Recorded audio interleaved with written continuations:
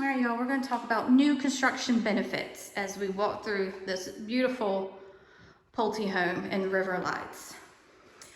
Good thing about new construction, it tends to hold its value or even go up in price as the community is being completed. You get in early enough in a community, you get a home at a lower rate than what the next phase is, and you've got instant equity.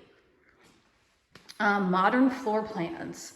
New construction home will reflect the way that homeowners are living today.